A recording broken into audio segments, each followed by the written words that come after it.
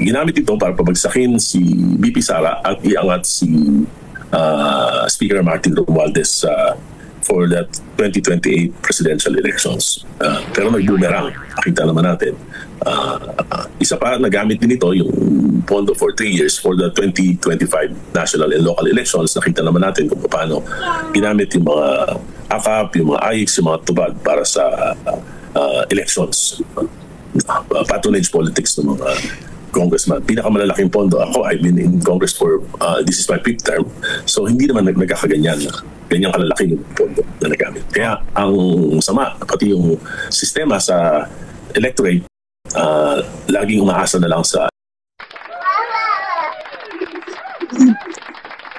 Okay, magandang araw po sa inyong lahat and welcome po ulit dito sa ating Youth Tabunan PH channel, mga kababayan. Nandito ulit tayo para sa panibagong reaction video. Ito mga kababayan, pag-uusapan natin Leila de Lima. Binara dito ni Congressman Erice at pinagtanggol si Vice President Sara Duterte, mga kababayan. Ito pag-uusapan natin. Ito alam natin, kilala natin itong si Congressman Erice, mga kababayan. Ito'y kakampi ito ng mga kakamping, mga kababayan, ha. Pero of course, ilang beses na natin nakita ito na naging fair ito dito sa kanyang mga opinion, mga kababayan. Mali tuloy, sorry. Naging fair ito dito sa kanyang mga opinion. Lalong-lalo na dito sa parte dito kay VP Sara. Well, yung iba nakakita, sinasabi na balimbing ito. Pero regardless kung balimbing o ano sa tingin natin, mga kababayan, ang mahalaga dito itong mga sinasabi niya dito, ang mga kababayan. At ito na nga, binara dito si Leila de Lima. Tingnan, pag-usapan station kayo hanggang sa ulit. Ito pag-usapan natin, mga kababayan. Okay, so ito, paki-like po and share ng videos natin, then paki-subscribe din po ng ating channel. Okay, punta tayo dito kay Leila de Lima, mga kababayan, kasi 5 days ago nagsabi si VP Sara, di ba? And I think alam natin itong lahat. Before pa nagsalita si VP Sara, sinabi ni nakikita na natin na nakakatawa tuloy itong mukha ni Leila de Lima dito, mga kababayan. Sa mga nangyayari sa ating bansa, mga kababayan, lalong-lalo na last year, nung nag-umpisa itong mga binulgar ni VP Sara dito, nakikita na natin na yung pag-impeach sa kanya ay ginamit talaga ang pera ng taong bayan or ang pondo ng taong bayan. Lalong-lalo na dyan sa budget, mga kababayan, kasi ang daming mga congressman na rin nagsalita na pumirma sila kasi dahil ganito, baka hindi i-release yung kanilang budget sa kanilang distrito. Meron ding hindi pumirma na nagsabi na hindi sila pumirma kahit na hindi sila bibigyan ng pondo para sa kanilang distrito. Okay, dito sa ating channel, ilang beses na rin natin pinakita yung mga ganyang statement. Okay, so eto, mga kababayan, pakinggan natin si Leila de Lima dito kung ano ang masasabi niya dito doon sa statement ni VP Sara na talaga ginamit ang pondo ng taong bayan para i-impeach siya. Eto, pakinggan natin. Duration. And then, hindi naman natin nakakalimutan, marami ang hindi nakakalimot na nandyan pa yung kanyang accountability, nandyan pa yung mga issues about the misuse of confidential funds and other issues na naging grounds nung impeachment complaints. Andyan yan, kaya hindi yan mamamatay kasi yung mga bayarang media, kasabwat ninyo. Kayo nagbabayad yan eh. Kayo ang hindi tumitigil dyan kahit alam natin, kahit anong sabihin, kahit anong ipasok niyo sa kaisipan ng taong bayan, hindi yan mawawala. Yung issue ni VP Sara, kasi yan yung pinapasok niyo sa kaisipan ng taong bayan na mayroon siyang issue. Di ba? Yan yung sinasaksak ninyo eh.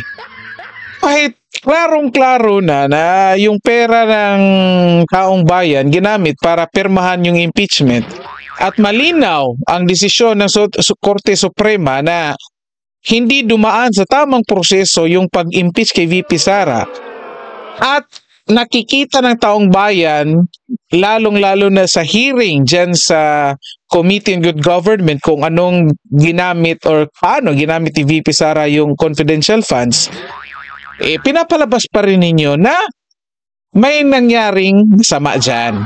May nakawan. Kasi kayo ang hindi tumitigil dyan eh. Di ba? Kasi gusto nyo ma-impeach. Kung may pera lang ako mga kababayan, na hindi rin ako titigil dito sa pagkalkal dito sa issue ni Leila de Lima mga kababayan. Lalong-lalo na yung frailties of a woman niya. Kasi wala tayong pera. Wala tayong pambabayan. Di ba? Ito mga kababayan po. Kasi hindi pa yun yan nasagot. Ang sagot lang niya, frailties of a woman. Hindi pa napapanagot si Leila de Lima doon. Di ba? Kasalanan yun. Mga kababayan, may asawa yung tao. Inamin niya. Diba? Ito, patuloy natin. Sa kanya. So I don't think it's fair for her to tie up yung issue ng impeachment, possible filing of new impeachment complaint against her sa budget process. Kasi tapos na nga yung budget process sa House.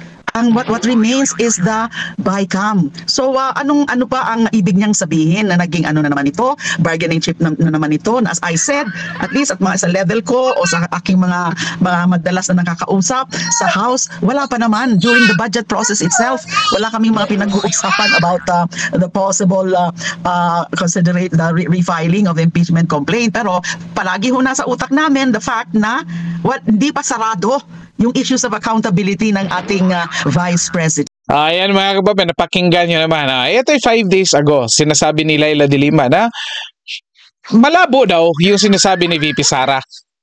Malabo daw na gagamitin yung pondo ng taong bayan dyan sa pagpapapirma ng impeachment. Nangyari na nga noong 2024. Di ba?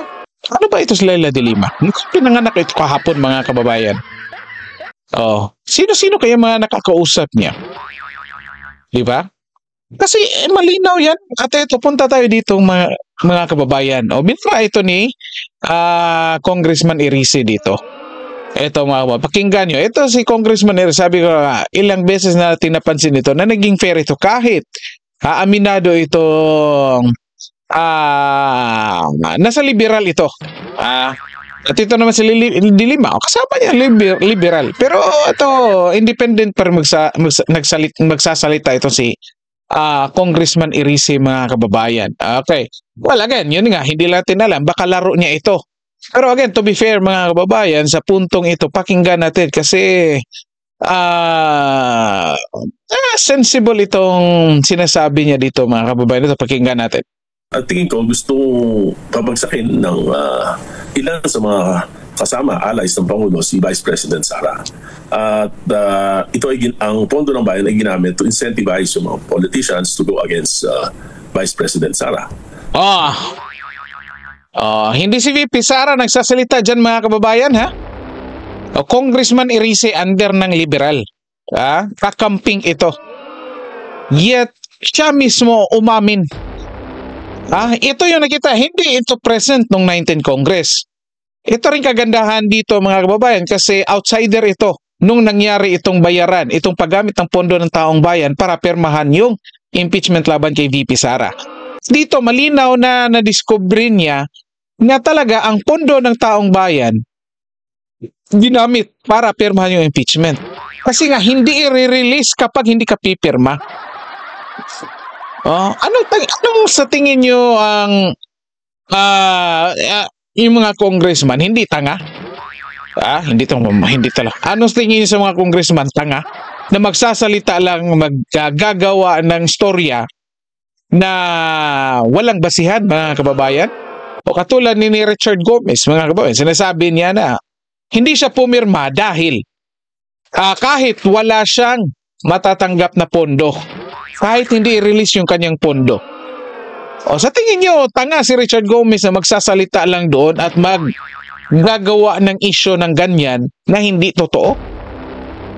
Ito, Congressman Erice. Ito, patuloy natin mga kababayan. At siguro nagkamali siguro ng nakonsinte. Mali talaga. Sistema. Nakita naman natin yung mga Quadcom at nabalitaan naman natin kung paano malalaki ang pondo na nakuha ng mga participants sa pagpapabagsak sa effort to pabagsakin si Vice President Sara. Mga miyembro ng Quadcom, lahat ng mga pumitira kay VP Sara daw, mga kababayan, malalaki ang nakukuha na pondo. Sino may gawa nito? Si VP Sara ba? Ito, patuloy natin, mga kabayan. Dito nagsimula. At pagkatapos, nag-enjoy na siguro lahat. So lahat ay meron ng mga insertions. Lahat ay may mga programa na questionable na naipasok sa budget. At imagine niyo, lahat sinasabi niya, mga kababayan, lahat. Hindi sinasabi niya karamihan. Well, probably nag-refer dito sa lahat ng naging participants dito or lahat ng pumirma sa impeachment at bumanat kay VP Sara sa mga hearings, Quadcom or Tricom pa yan. Nakakuha ng pondo. Kaya pala, humahalik sa puwit kay Martin Romualdez itong mga aso niya, mga kababayan. Pati kay PBBM. Kasi bakit? Siya pinirma di ba? Ito, patuloy natin. Sabi ko nga, dalawang bagay lang. Itong nangyaring pinakamalaking korupsyon na ito ay either kasabwat si Pangulo o talaga namang napabayaan ng Pangulo.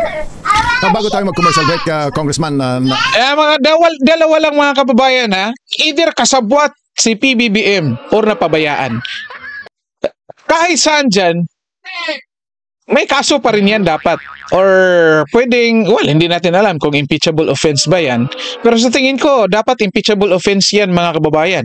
Kasabwat siya sa paggamit sa pondo ng pera ng taong bayan sa maling paraan, malversation, kung tama yung sinasabi ko dito, hindi tayo bugado, i-comment nyo lang dyan. Considered malversation yan.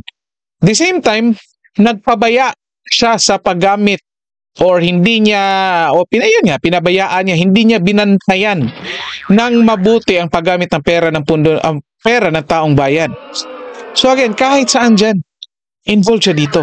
Dapat nga siya yung impeach, unahing impeach dito, mga kababayan. Ito, Congressman Erice nagsasabi dito.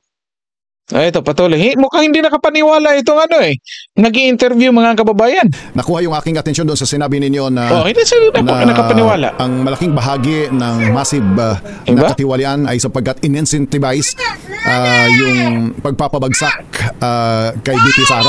Is this the first time na binagit ninyo o nabagit? Grabe ka naman, sir. Mukhang natulog ka yata ng ilang taon, sir. Mukhang ngayon lang yan na nalaman, mga kababayan. Ngayon lang yan narinig daw. Hindi ba ito nanonood ng mga Quadcom hearings diyan? Hindi ba ito nanood ng kung paano nila ginawa yung impeachment, yung pag-impeach kay VP Sara sa Congress? Nakashock pa ito. Sino nga ba ito? Ito nag-i-interview. Comment nyo nga dyan, mga kababayan. Nyo na ito sa ibang fora, sa ibang mga meeting? Kasi first time kong narinig ang ganitong angulo. Is this the minority opinion, Mr. Congressman? Mga kababayan. It is the opinion of the senior minority leader. Ako po yun, opinion ko po yun na talaga namang pinag-aaralan ko kung ano yung nangyari at nakita ko ito yung nangyari na bagay na ginamit ito para pabagsakin si VP Sara at iangat si Speaker Martin Romualdez for that 2028 presidential elections. Pero nag-boomerang. Nakita naman natin. Isa pa, nagamit din ito yung pondo for 3 years for the 2025 national and local elections. Nakita naman natin kung paano ginamit yung mga AKAP, yung mga AIX, yung mga tubad para sa elections. Patronage politics ng mga congressman. Pinakamalalaking pondo. Ako, I've been in Congress for, this is my 5th term. So, hindi naman nagkakaganyan na. Ganyang kalalaki yung pondo na nagamit. Kaya, ang sama, pati yung sistema sa electorate, laging umaasa na lang sa ayuda. Alright, okay. Dito, malinaw dito, mga kababayan. Ito malinaw. Mukha pinupunto dito ni Congressman Erice, mga kababayan, na ang mastermind nitong lahat ay si Martin Romualdez. Probably, ito mastermind Martin Romualdez, pero hawak niya si PBBM. Pero of course, kung titignan natin ito technically or base sa papel, lalabas dito ng mastermind talaga ay si PBBM. Okay, siya yung presidente. Unless, siguro, nasa mas mababang posisyon si PBBM, talaga mastermind dito si Martin Romualdez. Magaling dito si Martin Romualdez mga kababayan kasi ito nga siya yung mastermind pero nagtatago siya sa likod ng sabihin natin pangatlong posisyon lamang. At nagamit niya itong mas malaking posisyon. Ganyan siya katalino. Imagine niyo ha. O lumalabas dito sa sinasabi ni Erice mga kababayan na talagang ginagamit nila yung pondo, ginagamit nila yung posisyon nila para siraan si VP Sara at iangat si Martin Romualdez. At paano? Ginamit yung posisyon nila. O ito, hearing, Quadcom, Tricom, Committee on Good Governance ni Jewel Chua.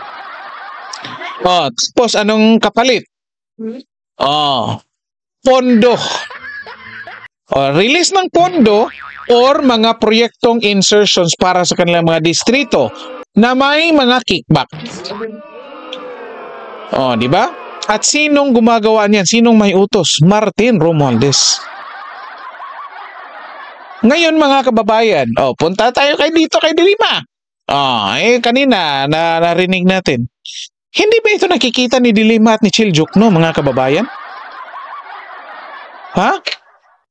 Ito lang ba si Congressman Erice ang nag-iisip dyan sa Congress mga kababayan? Ito malinaw, simpleng explanation lang ito. Ito isa pa itong nagtatanong. Ngayon lang daw niya ito narinig mga kababayan. Malinaw yan, simpleng explanation lang. Kaya nagkakaganito, nagka-problema dyan sa budget ng DPWH. Kasi usually yan naman talaga yung mga hinihingi ng ng mga tao. Halimbawa, dyan sa distrito ninyo, dyan sa lokal ninyo, nanghihingi yan ng mga proyekto. Yan nga, karamihan nasa DPWH. So ikaw, congressman, gusto mo maipasok. Para mas malaki yung pondo ng distrito mo, dapat halik ka sa puwet ni Martin Romualdez. Susunod ka doon sa kung anong gusto niya. Iangat siya, pabagsakin yung kalaban niya. At ano pang gusto ng mga taong bayan? O karamihan sa atin, ayuda. Diba? Sino ba namang hindi or walang gustong tumatanggap ng 5,000 na walang ginagawa? Pawalis-walis ka lang dyan ng 1 o 2 dahon. 5,000 na kaagad. Talo pa si Kuya Willie mga kababayan. Kuya Willie, kailangan mo pang sumayaw or kumanta para makapag 5,000 ka. Dito, yung mga karamihan sa atin, gusto rin talagang ganyan. Sino ba? Sabi natin, sino ba namang walang gusto? Pero yun na nga, dahil dyan sa mga ayuda-ayuda na yan, nagamit pati yan. Nasa kung sana, para sana sa mas mabuting kadahilanan, ginamit para lamang sa politika. Yun na nga, nalaman na din natin, lumalabas din dito, bago pa ito sinabi ni Erice mga kababayan, na yung iba dyan, yung palaging banat kay VP Sara, nagiging unlimited yung pondo sa mga ayuda. Yung sa AKAP, AX, MAIP at iba pa. Pati tupad mga kababayan. Kaya nga lumabas yung 7-7, 30-30. Di ba? So dito, kahit anong deny nila, kahit deny na deny pa yan si Laila de Lima at si Chiljukno mga kababayan, ito kasamahan nila. Pinagtanggol si VP Sara dito. I-comment nyo dyan mga kababayan kung ano masasabi nyo dito. So dito na lang po muna tayo. Paki-like po and share ng videos natin. Then paki-subscribe din po ng ating channel. Okay? Maraming salamat sa lahat at magandang araw po sa inyo.